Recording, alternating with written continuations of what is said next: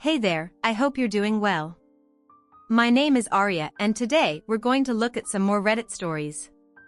If you enjoy Reddit stories, consider liking, subscribing, and maybe hitting that notification bell too. Let's get started with today's first story. Much love, everyone.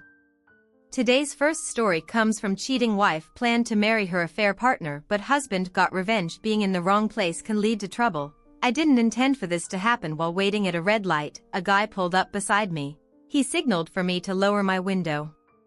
"You have a flat tire," he informed me. I thanked him and pulled into the Walmart parking lot on the right. Getting out, I saw a screw stuck in the tire tread causing air to leak out slowly. What's next? I decided to head inside and grab a can of that slime stuff. When I returned, I removed the screw. Big mistake, aka air started hissing out even faster. I quickly screwed it back in and got some air at the gas station nearby. I was only 15 mil away from home and I planned to keep checking the tire if it got too low. I'd use the can of slime about 5 miles from home. I noticed the tire getting really low in the driver's side mirror. I stopped at a convenience store, but they didn't have air. It was time to try out the slime. I poured it in and some green goo came out. I guess they call it slime for a reason, but at least the hissing stopped, as I was about to get back in my car, I noticed a pickup truck pulling in. It was one of those huge ones with massive tires.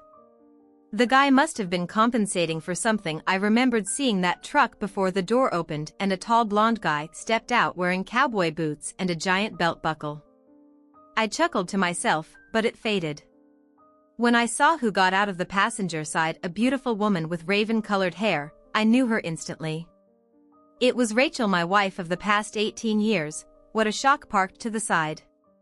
They never even noticed my car. It was a company car. One of those small imports, not very eye-catching. I suppose they walked into the store hand in hand and she was giggling at something. He said it felt like a punch to the stomach. I couldn't breathe or move. I just stood there feeling foolish. Then it hit me where I'd seen the guy before. He worked at the same place as Rachel. She managed an office at a mental health clinic and he was one of the caseworkers. I'd seen his truck at their office. The big question was, what was Rachel doing with him? His name finally came to me, Jerry Garner, but why wasn't Rachel at work? I was determined to find out. I got back in the car and waited when they came out of the store. He helped her into the car carrying cups of coffee.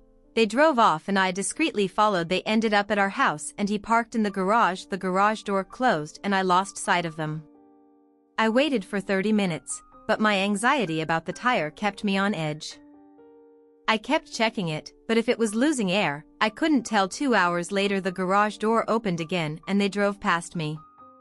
I held up a file folder to hide my face, but I doubt they would have noticed me anyway. They were so caught up in each other. Rachel didn't finish work until 5 and it was only 2:30. I had plenty of time.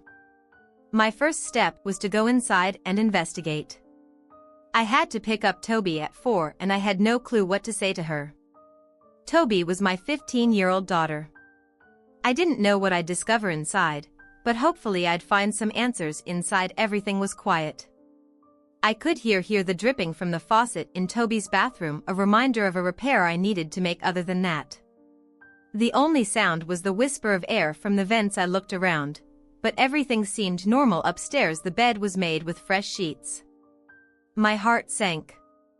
I leaned against the wall and slid down to the floor. I felt numb. There seemed to be only one explanation that made sense. I must have sat there for 30 minutes, my mind racing in circles. I couldn't make sense of my thoughts. It felt like I was drugged. My stomach churned and I grabbed a Sprite to settle it. Feeling sweaty and overheated, I returned to the bathroom. I rummaged through the vanity for a washcloth, soaked it in the sink and splashed cold water on my face. After washing up, I felt a bit refreshed. Then I noticed something odd. The shower floor was wet. They had showered before heading back to work. Stunned, I stumbled back into the bedroom and sat on the bed's edge in a daze, realizing it was the same bed.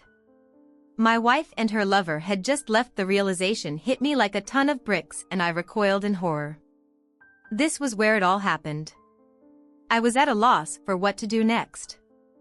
Of course, divorcing Rachel was a given, but beyond that I was clueless. I didn't know. Any lawyers had no idea about the legal process and I still had to pick Toby up from school. Toby. What was I going to say to her? I dragged myself out to the car feeling like I'd been on a 10-day bender. My head was pounding and I looked terrible. I wasn't fit to drive, but I couldn't leave Toby waiting. It suddenly hit me. She was the only stable thing in my life. My daughter was my rock and I had to make sure she'd be okay. Whatever I decided to do, it had to be with her well-being in mind. As I pulled up in the car line, I spotted her waiting at the school doors. She walked towards the car, radiating beauty that tugged at my heartstrings. Toby inherited her mother's dark, almost Mediterranean complexion and hair. Her eyes were something else, deep brown with hints of gold and streaks of green. Like her mother, the doctor called them hazel, but they were truly unique. She was tall, taking after me with long legs and a natural beauty. After tossing her backpack in the back, she hopped into the car and leaned in to give me a kiss, but stopped short. Dad. What's up? She asked, concern lacing her voice. Are you okay? Did something happen? Is Mom all right? What's going on? I'm fine, kitten. I assured her no one's hurt or sick, but I need to talk to you, Toby Leighton. Head to the park and I'll explain everything. Just let me hold you and talk. Okay, hold off on the questions until we're there. Sure, Dad, but you're freaking me out. She admitted, I know, kitten, but trust me, everything's going to be all right. I reassured her, hoping it wasn't just wishful thinking. It only took us a short drive to reach the park. I'd pushed her on those swings countless times. Rachel and I had sat together on the benches watching her play. It was hard not to reminisce about the happier times. Would that be all there was to my life from now on? Just memories of better days? Tell us you're excited about this story. If you liked the video, press A. If not, press B. Your feedback motivates me to find more positive stories. We strolled over to a bench, hand in hand, swinging our arms, like we always did since she was small, just learning to walk sitting down. I struggled to find the right words. Just lay it out, Dad, she urged. I can take it. I'm not sure I can. I admitted, but then the words just spilled out. I told her everything, the whole story, every emotion I was going through. Tears streamed down my face. Through it all, she held my hand, offering comfort when I finally ran out of words. She nestled close to me. Sounds rough, Dad, she said softly. We should head home and talk to Mom. Everything hinges on what she says. It seems bad, but there's still a lot. We don't know. We got to hear her out.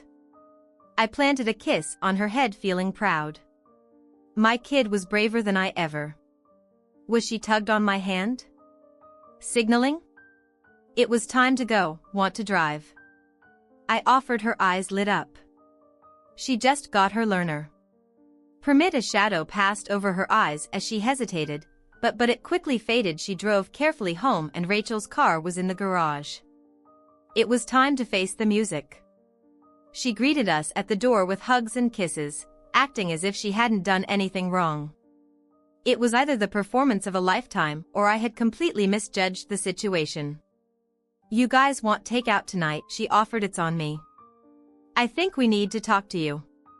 Mom, Toby said. Sure, everything okay? She asked, looking concerned. I'm not sure, Toby replied. Let's see. We entered and I settled on the couch next to Toby, leaving Rachel to sit in her favorite but ugly chair. What's going on? She inquired, showing no hint of worry. How was your day? I asked. She gave me a puzzled look. Just the usual, she replied. Had lunch from the onion bin, thanks to a pills rep. It was hectic, as always. Why do you ask? So you were at the office all day? Toby questioned. Sure, she replied. Why all the questions? What's happening? So you weren't with Jerry Garner here at the house this afternoon? I questioned. Her face turned pale. No way, she insisted. Are you accusing me, Oliver? I saw you, I asserted. What, you didn't see anything? She started to stammer. What's your angle? Heck, lying, Toby. I was at work all day. You can check with Angel. No, I believe him, Mom, Toby interjected. I think you're lying. I won't ask Angel, she'd cover for you. I'll call David Jones, he's your boss, right? I trust he won't cover for you. What's his number? Hugh's gone for the day, Rachel responded. I'll have him call you tomorrow? What's going on with you two trying to trick me? You think you can come here and trip me up? What exactly are you accusing me of? She seemed to think a strong offense was her best defense. I think you got caught in your own lie. I said to her, you lied, Rachel, all three of us know it. Why you do that? I could see her thinking hard. Okay, I was here, she admitted. This is why I didn't want to tell you. I knew you'd grill me and try to pin something on me. No one's pinning anything on you, Toby clarified, but I am now. You tried to make me think Dad's a liar. You tried to make him look bad to cover up your lie. What are you hiding? Mom, are you cheating with that guy? You don't know him, Rachel protested. Why call him a guy? I've met him twice. Toby argued. The way he looks at me creeps me out, but that's not the point. Are you having an affair with him? Rachel glanced between us, looking trapped. I didn't want it to go like this, she confessed. I wasn't ready for what Toby pressed. I've fallen for Jerry, she confessed. She looked at me. I'm sorry, Oliver, it just happened. We worked closely together. You know, he was just... I don't know. He feels like my other half. We clicked and I couldn't stop it. We're in love. I was going to tell you when we were ready, as soon as we both divorce, we'll marry. I'm so sorry. I didn't want you to find out like this, Toby. Things will be okay. You'll still see your dad whenever. Jerry has a nice place by the lake. He has a daughter too. You know he likes you and we be happy. Are you crazy? Toby practically yelled. I'm not living with that jerk. He might sneak into my room at night. I'll see Dad whenever I want, because I'm moving in with him. You're the one I won't be seeing. How could you? She stormed upstairs to her room and locked the door. Rachel glanced at me. She'll calm down, she said. Jerry's a good guy. Oliver, you'll see I need to be happy. Jerry makes me happy, and that's that. I just stared at her. Who was she? It felt like she'd been replaced. I wasn't going to argue with someone so unstable. Whatever, Rachel, I replied. When are you leaving? Leaving, she asked. I'm not. I've got nowhere to go. Jerry's married and we have to tell his wife before we do anything. Weck all need divorces and sort out the settlement first. No, you're leaving, I insisted. You've got 3 days. Her mouth fell open. What are you talking about? You can't kick me out of my own house. If anyone should leave, it's you. I think you're forgetting something. I stated this is my house. I owned it before we met. It was fully paid for, and in my name before we even got married. The house isn't a shared asset. It's solely mine. My name is on the deed, not yours, so no, you're the one who's moving out of my house. Where am I supposed to go? She questioned. Are you just kicking me to the curb? I really don't care where, I replied. Maybe you could find a room at a motel. Perhaps one of those places you can rent by the hour. You know where cheaters go. Tears welled up in her eyes. That's really hurtful, Oliver, she said. There's no need for name-calling. I didn't plan to fall for Jerry. It just happened. We connected and I felt I had to be with him. I didn't mean to hurt you. Ah, so it was an accidental hurt, I retorted, like tripping and poking your eye out with a stick while running. His mom always warned. I get it now. Well then, I guess it's all fine. Since it was an accident, you don't have to be so sarcastic, she responded. Why can't you accept that Jerry and I are in love, Oliver? Gee, I don't know, Rachel, I said sarcastically. Maybe because this morning you told me you loved me. Now you're claiming to love him. I'm just a bit confused. I guess I still love you, Oliver, she said. I'll always love you. I'm just in love with Jerry now. Well, that clears things up, I replied. You've been telling me for 18 years that you were in love with me, Rachel. I thought that's why we got married. We were in love. Guess I was wrong. No, we were in love. She reached for my hand, but I pulled away. You've got 3 days, Rachel. If you're not gone by then I'll have the sheriff kick you out and toss your stuff in the driveway. Please, Oliver. She pleaded, now scared. It doesn't have to be like this. We can still be friends. Jerry wants to be your friend too. We have Toby to consider. I love you and I don't want to lose you as a friend. We've been together too long to just throw it away. I just stared at her. All the sadness and loss I felt started to fade, replaced by searing anger. You must be out of your mind. Rachel, I said, friends with you with that jerk. I don't think so. Tell him that if he sees me it should be brief just before he runs off, and as for you, you're the enemy. Now I'm burning down your house 3 days. Then I never want to see your cheating self again. I'll call a lawyer in the morning and you'll get your divorce as fast as possible. I went to the bedroom, leaving her there making noise. It was just background chatter to me. She followed me around, still going on about being friends. While I moved her stuff into the spare bedroom, there were more clothes than I could carry, so I just piled them on her, took an armful to the spare room and hung them in the closet. She trailed behind me. She lingered for a while, talking and watching me. When she went to hang up the clothes, I took the chance to slip away and lock the bedroom door. I heard her in the hallway trying the knob. Then she left after a few minutes. Toby texted me, you doing okay, Dad, ya kitten? You, I replied, not yet, but I will be. She said, all right, love you. I sent, text me if you need anything. Can you take me to school in the morning? She asked. I don't want to ride with her. Sure thing. I crawled into bed and lay there for hours trying to sort out what to do. I must have dozed off around 3, and then my phone alarm woke me. I got up, showered, and called my boss. I explained I was getting a divorce and needed a few days off. He was understanding, said to take all the time I needed, and expressed sympathy. I made some coffee, had a couple of cups, and cooked breakfast for Toby and me. She came downstairs right on schedule, looking as lovely as ever, and devoured her breakfast. Rachel eventually came in and grabbed a coffee. She tried to talk to us, but we ignored her. It was time to take Toby to school and Rachel asked if she was ready. Toby glanced at Rachel, then turned to me and asked, you ready, Dad? I jingled the keys and she grabbed her backpack. Sure, you can act like toddlers if you want, Rachel remarked. She stormed off, grabbed her purse, shot us one more glare, and left. I dropped Toby off at school and she kissed me before heading in. I sat in the car watching her disappear into the building. My mind drifted to my friend Dan, who had recently gone through a divorce. I decided to give him a call and ask about his attorney. Dan didn't recommend his lawyer, but suggested I use his wife's attorney.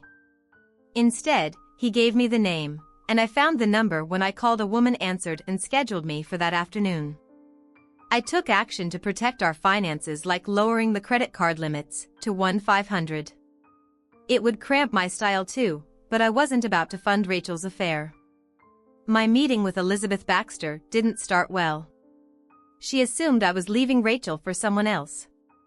You've got it wrong, I corrected her. She's been cheating with a coworker who's also married, and they plan to divorce their spouses and marry each other. I'm sorry, she said. I can't represent someone involved in that kind of situation. It goes against my principles. I get it, I replied. We have a daughter. I want to protect her from the fallout. Is there a chance I could get custody of her? It's possible, she acknowledged. In theory, either parent has a shot at custody, but in reality, fathers, especially for girls, rarely get custody. How old is she and does she want to live with you? She's 15, and she said she wants to be with me. I answered that counts a lot in court. She assured in our state kids over 14 can choose and younger ones' preferences matter too. Given her age and desire to stay with you, it should work out in your favor. Just do your best, I said, concluding the conversation. Driving home, I pondered my next steps. I knew I had to act within the law. Getting into trouble could cost me custody of Toby, and I wasn't taking that risk. I needed to plan carefully, considering every option and potential consequence. I suspected Jerry's wife was unaware like me, so the first move would be informing her. I decided to make a list outlining my strategy. I was definitely going to inform her family. Her parents had always been fond of me and they adored Toby. So I knew it was crucial to let them know first, but I wasn't sure how to approach it. Ensuring that all our friends were aware was also a priority, and I figured I could stir up enough attention on social media to shake things up. That was at the top of my to-do list. Rachel had a Facebook account for our family. I was familiar with it, used Messenger frequently, and knew my way around after some online searching. I discovered that Jerry's wife had a similar online presence.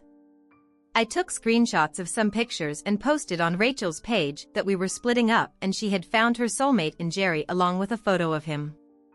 Then I changed the password and logged out. It felt satisfying. I wondered how long it would take before her friends and family bombarded her phone and Facebook page.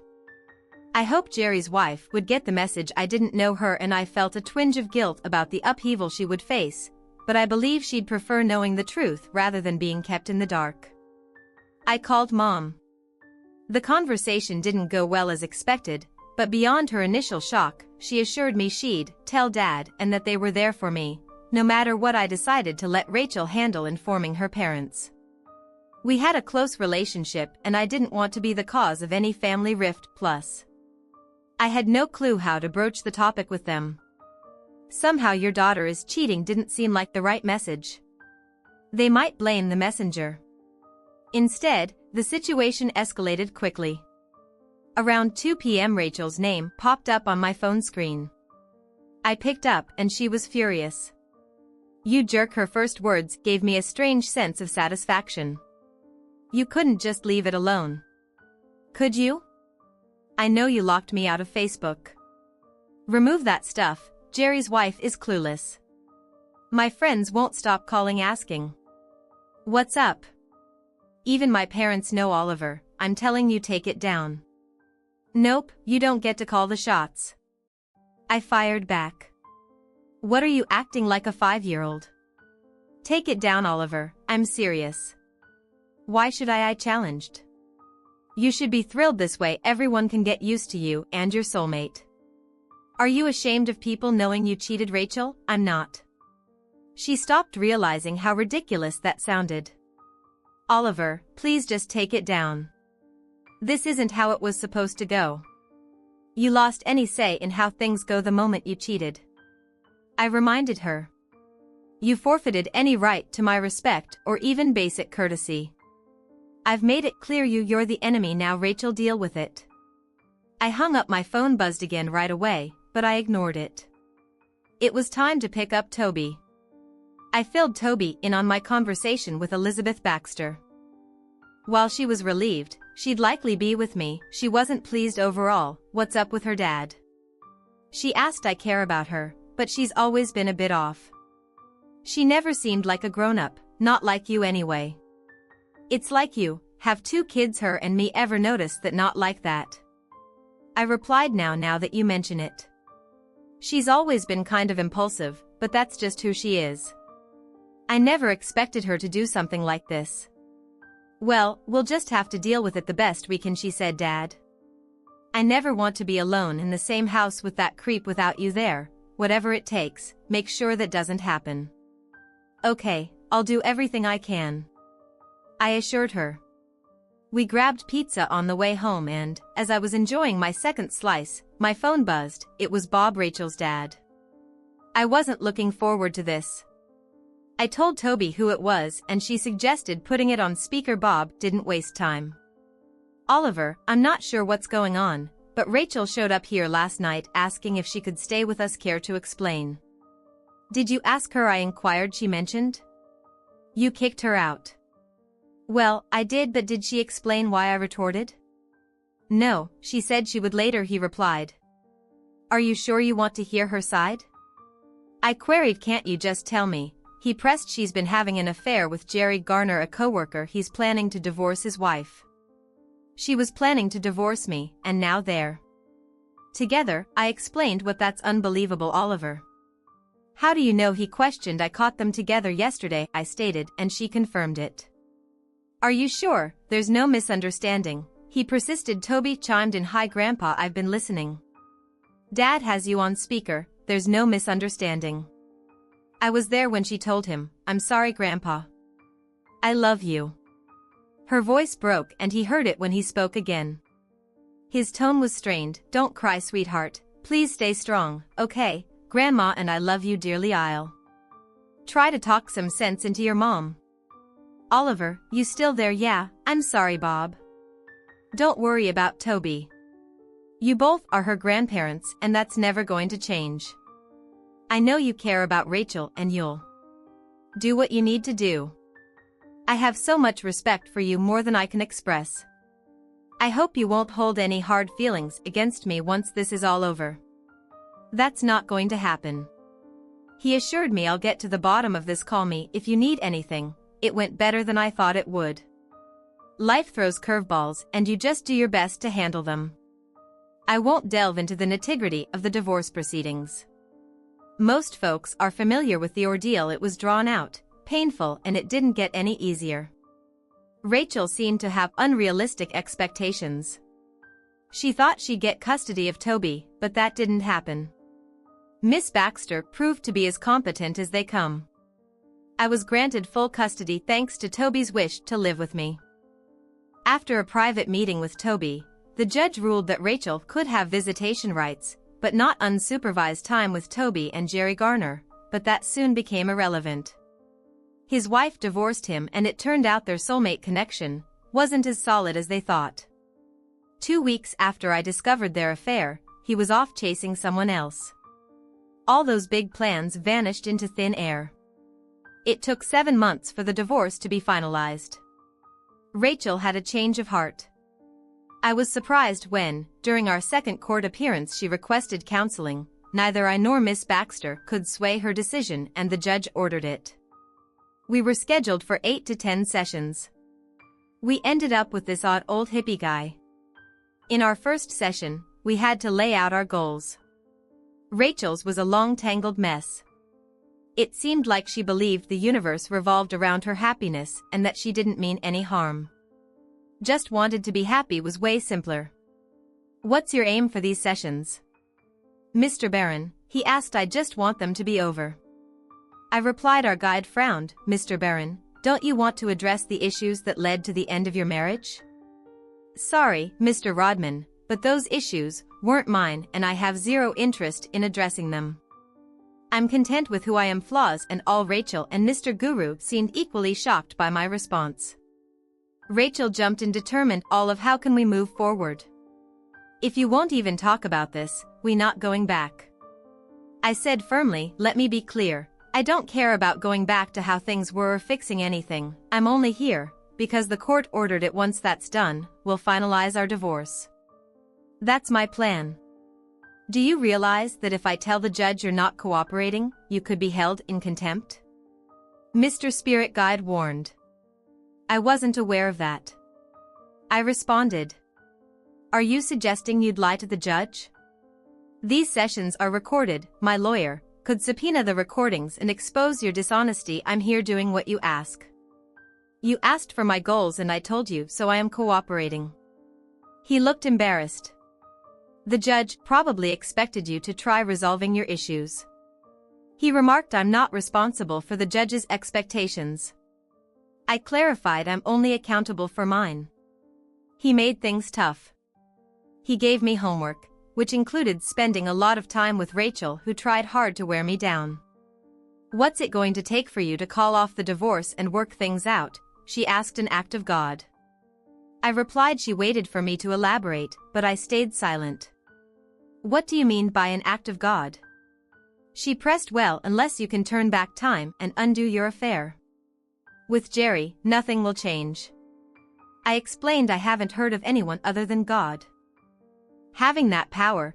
Have you developed some hidden powers, Rachel, besides the power to attract other men with your charms? We endured through tedious exercises and meaningless talks until they were finally over. We returned to court and the judge inquired if there had been any progress.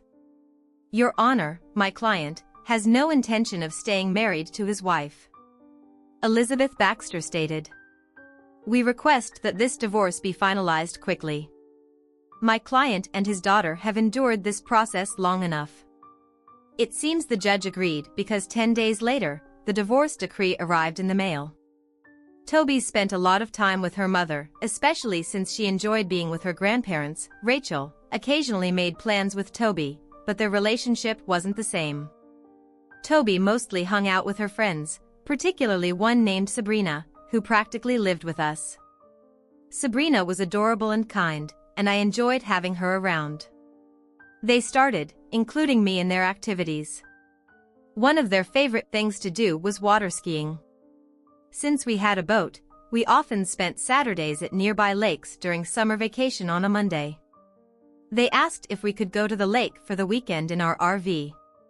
Since I didn't have many plans, I thought it was a great idea. Toby and Sabrina spent the week planning and we packed everything they needed on Thursday. On Friday afternoon, a new red Jeep Cherokee pulled into our driveway and Sabrina got out. Another woman, nearly identical to her, came out of the driver's side and Toby rushed to hug her. Toby introduced her to me saying, "Dad, this is Julie, she's Sabrina's mom and I know you haven't met her yet." Julie reached out her hand. "Hey Oliver. The girls have talked a lot about you. Thanks for inviting me along this weekend. Honestly, I've been a tad jealous. They spend so much time with you instead of me." She grinned mischievously, and I instantly understood why her daughter was so charming when I glanced at Toby. She shot me a fierce look.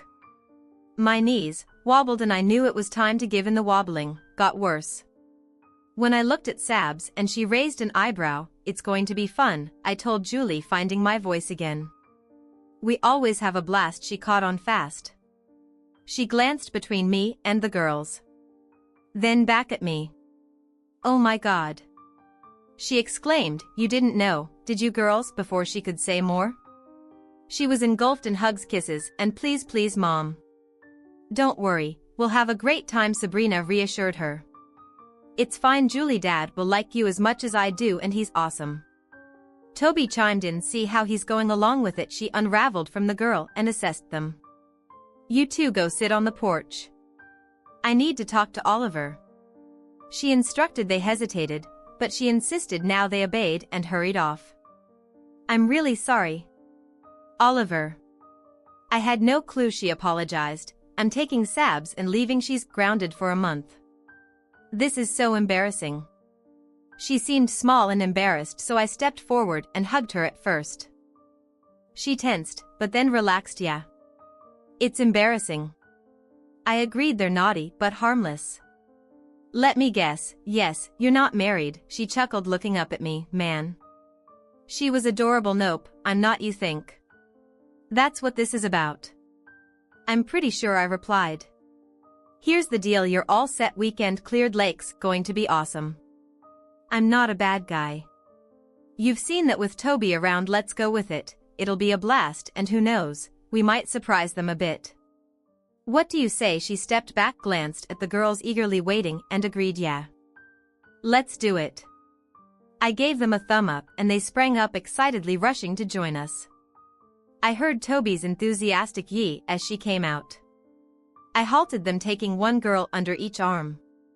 "Ladies, that wasn't cool," I admonished. Sabs looked up at me and laughed in her best Skeletor impression. "I am not nice." We all cracked up and I couldn't keep a straight face. They were just too cute and innocent. "You know what you're up to," I scolded gently. "Cut it out, seriously. You can't go meddling in other people's lives." "But I love Jews and I wanted you to meet her," Toby defended. "Well, you could have just told me," I reasoned. She looked a bit crestfallen. "It's okay, kitten, just don't pull this stunt again," I reassured her. Her face lit up again. Sabs tugged at my arm. "Come on. Let's go, I'm psyched. This is going to be awesome." "Oliver, just wait." Julie chuckled. "I think that's supposed to mean really cool, Oliver, but she's right, we're wasting daylight." We grabbed 2 bags from her Jeep and hopped in. The boat was hitched up and after a quick stop for propane, we hit the road. It took about half an hour to reach the lake with Julie sitting up front with me. The girls got some terrible music going through their Bluetooth and we started getting to know each other turned out. Julie ran her own insurance company and did financial planning. I stole glances at her during our chat, man. She was cute. I imagined Sabs would resemble her mom when she got older. Despite looking much younger, Julie was only 3 years my junior. She stood at about 5't with light blonde hair down to her lower back and a nice tan. Her big brown eyes, high cheekbones and heart-shaped face with a widow's peak and a broad forehead gave her a perfect look. She wore jeans and a button-up top showcasing her slender figure. I didn't want to ogle her, so I waited until we reached the lake before really checking her out. We secured a spot to park the boat and the RV. They kicked me out while they changed and I took care of hooking up the water once they were ready. I went inside, swapped into swim trunks and a t-shirt, and we were good to go with a cooler filled with drinks. We set off, leaving the no-wake zone. I picked up speed, we cruised a couple of miles down the lake and the girls were eager to ski. They shed their long t-shirts, revealing their usual charming awkwardness, but Julie, she was on another level. She wasn't awkward at all. I said she was slender, but she was really petite. She had a feminine figure when she turned to watch the girls. I was mesmerized. Her bikini wasn't super trendy, but it was struggling to cover a rear end. That was impressive. It was small, round, firm and stuck out like a shelf. When she caught me looking, she just smiled and winked. She had small breasts, but they looked just right on her. They didn't seem small. They looked perfect. Everything about her was like a tiny version of perfection. Finished, she asked, her smile softening the moment. Her teeth were perfect too. I chuckled. For now. You know how you look, Julie, I'm a guy. She moved closer to me, finding a spot to chat while keeping an eye on the girls. We spent 3 hours, water, skiing, and Julie was really skilled. She took the wheel of the boat when it was my turn and she was good at that too. I wasn't as skilled as either her or the girls. The physics just wasn't on my side, but I did okay. After returning to the campground, they put on wraps. Although the RV had a perfectly good stove, the girls wanted to cook outside. We set up the camp stove and I started a fire in the grill on the site. While I grilled bratwursts, they chopped and fried potatoes and onions and opened cans of pork and beans. We had prepared some meals at home, but this was our first night and camp cooking always tastes great. We sat at the picnic table provided by the campground and it felt like we'd known each other forever. Julie became Jules, as the girls called her, and she liked it. She called me Ollie. The girls kept mentioning that Jules wasn't married, so I finally asked her why. I mean, you're beautiful, funny, smart, and you have your own business. Why hasn't some guy swept you off your feet? She paused for a moment. Well, the main reason is Sabrina. She finally said. I was young and foolish, Ollie. I was a senior in college when I found out. I was pregnant just a week before graduation. At the time I thought I had found the love of my life. We had talked about getting married right after graduation. I guess that plan didn't work out since you're talking about it in the past tense. I remarked. No, it didn't. 3 days after I told Brad, I discovered he'd been cheating on me for a month. I ended things with him and never looked back. When Sabs was born, I was fully occupied with being a mom. Then I got busy building my business. By the time I could even consider dating again, I realized I had this incredible gift from God in my life and I couldn't make any decisions without considering her. I understand, I said. I feel the same way about Toby. As long as I have her, she comes first. I can't stress enough how important she is to me. She's the one who kept me sane over the last 18 months. Julie placed her small hand on my arm. I know, she said softly. She shares everything with Sabs and me. I'm so sorry, Ollie. Yeah. Sometimes life can be tough. We both said, glancing up. We noticed 2 pairs of affectionate eyes focused on us.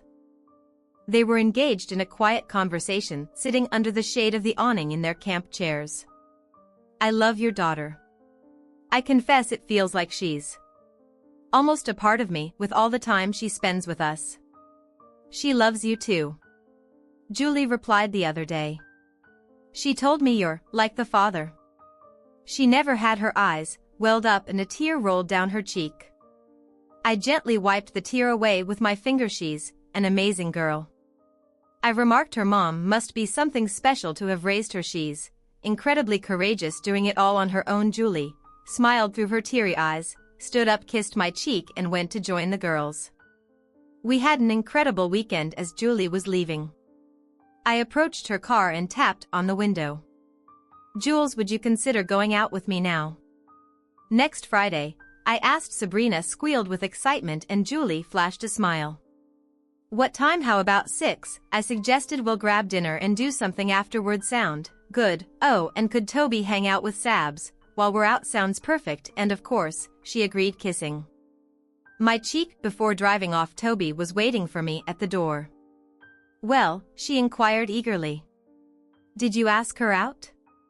Did you kiss her? I hugged her and playfully smacked her bottom. Yes, I did, and that's for me to know and for you to stop prying into. She squealed with joy, echoing Sabrina's earlier excitement. I knew it. She's perfect for you, Dad. I adore her and Sabs is like a sister to me. I shrugged. Whatever happens, happens, Toby. You can't force it. Stop trying to play matchmaker. She nuzzled into my chest. I know, Dad, but if I didn't nudge things along, you probably wouldn't have made a move. Not that I mind being the only lady in your life, I chuckled. Well, you'll always have a special place in my heart that no one else can touch. You're my baby, and that's never going to change. She purred contentedly for a moment, then went off to do her own thing. Our first date went smoothly. I took her to play racquetball. She was new to the game, but having played tennis before, she caught on quickly to the similar strokes. Once she got the hang of the rules and bouncing the ball off the walls, she was impressive. Her natural athleticism definitely gave her an edge. She was lightning fast and could change direction with ease thanks to her petite frame. After finishing our game, we cooled down at a table outside the courts, sipping on drinks and resting. She grabbed her phone. Let's snap the kids, she suggested. We posed with our rackets and goggles and she took a snap. They replied immediately and we captured a great memory. Later we both showered and then I took her out to dinner. We indulged in some delicious Italian food, satisfying our appetites completely. As we finished our wine, Jules sat beside me in the booth and we leaned back, chatting quietly and unwinding. It felt natural for me to put my arm around her, so I did. She scooted closer against me, flashing a warm smile. I couldn't help but think about how adorable she was, and I realized that her cuteness would endure as she got older. It was something that would stay with her. When we arrived at her house, she leaned in close to me, her eyes showing anticipation. I could sense she wanted me to kiss her, so I leaned in and did just that. Truth be told, I wanted to kiss her even more than she wanted me to. It was a lingering and delightful kiss. Her lips felt plush and soft, and she tasted like a mix of wine and cherry chapstick. As we pulled back, I noticed movement behind the curtains. Looks like we've got an audience, I remarked. She giggled, sounding a lot like her daughter. I'm not surprised. You know they're trying to set us up. Don't you? Does that bother you? I inquired. She blushed. No, I like everything I've learned about you, Ollie. Same here, I replied. We should head inside before they open the curtains and see us for 4 months straight. We went out every Friday, and with each outing, we grew closer. I wanted to take our relationship to the next level, but I didn't want to rush her. Our conversations became more intimate, hinting that we might be more than just friends. I realized that I enjoyed having her not only as a girlfriend, but also as a close friend. We were in constant communication, exchanging texts, snaps, and phone calls. Throughout the day, whenever I stumbled upon something funny or interesting, I immediately thought of Jules and felt compelled to share it with her. Our bond deepened and we became privy to each other's lives. We established a weekly tradition of having dinner together every Tuesday, and it became a cherished routine. We'd hang out, play games, and I found myself growing fond of Sabs almost as much as her mother. They shared many similarities, making it easy to know one if you knew the other. Though they had their differences, they were equally charming, and these disparities only highlighted their common traits. Life was good overall, but the persistent presence of Rachel remained a lingering annoyance. She was still part of Toby's life, which meant she was inevitably part of mine too. I wanted nothing to do with her, and her presence always managed to irritate me every time she came around to pick up Toby or I dropped her off at her grandparents'. She attempted to strike up a conversation. She was still living with them, having lost her job at the clinic along with Jerry and now working at another clinic across town. If Rachel got on my nerves too much, I'd casually bring up Jerry to shut her down. "How long until you forgive me?" she once asked during one of those moments. "Forgive you for what?" I retorted last. "I checked you, don't even think you did anything wrong." "Not once have I heard 'I'm sorry, Oliver, I was wrong.'" "I'm sorry. I tried to make Toby think you were a liar. I'm sorry. I attempted to take her away from you, tried to screw you over in the divorce, and worst of all, I've never heard. I'm sorry I cheated and slept with that scumbag behind your back." I still didn't hear it. Then she refused to take responsibility for her actions. I wasn't sure what forgiving her would even mean. I made peace with the situation and moved on. I didn't forget, but I wasn't going to waste time being bitter about it. People do stupid things, they have the right to leave. You divorce, you or end friendships, and you have to accept it and move forward. Shitty things happen every day. In the heat of the moment, I wanted to punish both cheaters, but I soon realized that their punishment was being themselves. They had to live with their actions. I planned to live with myself, which meant leaving the lies and betrayal behind and focusing on living my best life. Rachel was clearly unhappy and I had no ill will toward Jerry, but I wasn't going to be the one to seek revenge. Let God or the universe handle it. I was done playing that game. She became even more miserable when she found out. I was dating Jules one night when I dropped Toby off at her grandparents'. Rachel approached me. "I heard you're dating the mother of one of Toby's friends," she said. I simply stared at her. "Is it true?" she pressed. "That's my concern," I replied. "The heck it is," she snapped back. "I'm your spouse, I deserve to be informed." "You've got nothing," I retorted. "You're not my spouse anymore. You found your true love and it wasn't me, remember? Then we got divorced. My affairs are no longer your concern and yours are none of mine. Back off, Rachel, stay out of my business." I was furious as I left. Man, she just couldn't let it go. I vented to Toby about what went down.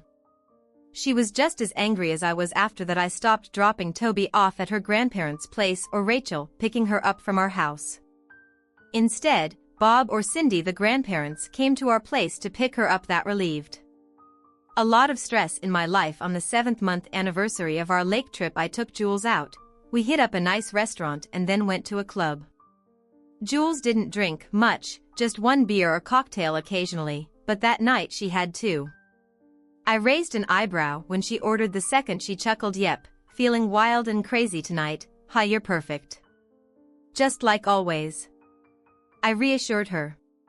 "Do you really think so, Ollie?" She tilted her head to the side, a gesture she often made, "because I think you're pretty perfect too." "If I'm so perfect, why haven't you asked me to stay over?"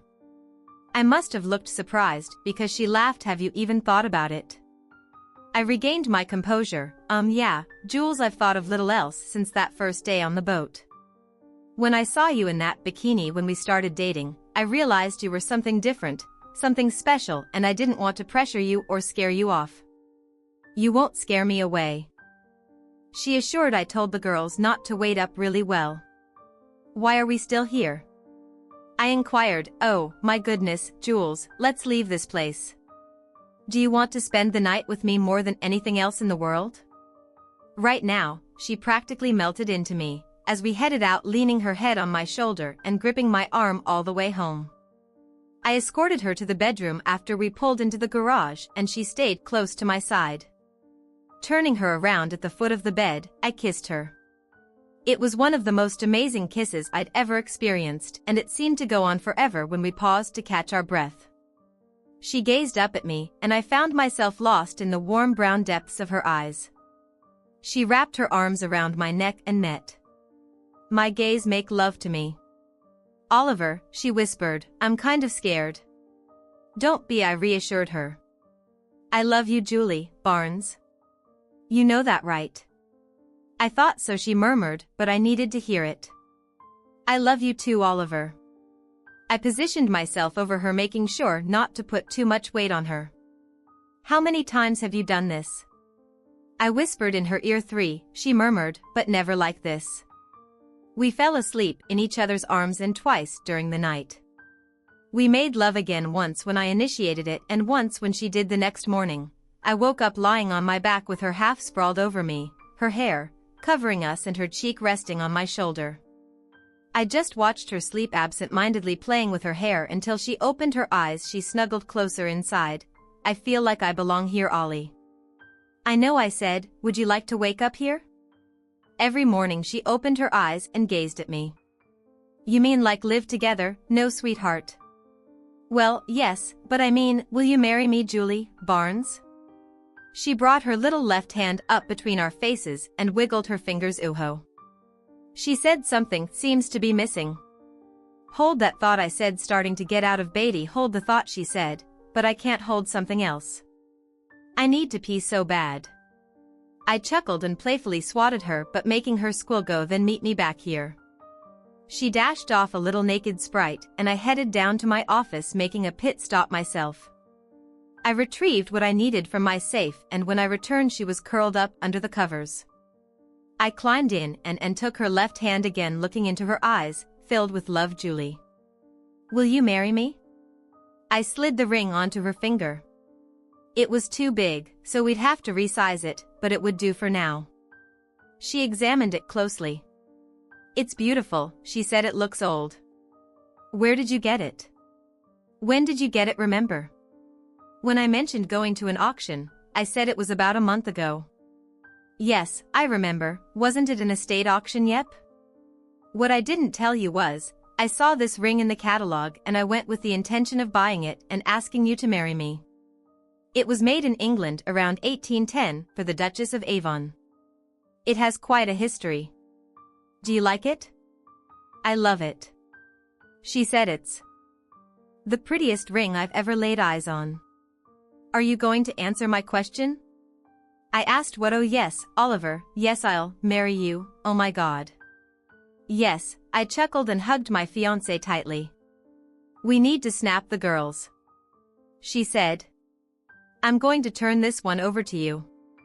What do you make of this situation? Share your thoughts in the comments below, and as always, a huge thank you from the bottom of my heart for getting involved in today's stories. Your love, support, and time mean the world to me. So, thank you so much for being part of this. I really appreciate your time. I'll see you in the next one. Take care and much love.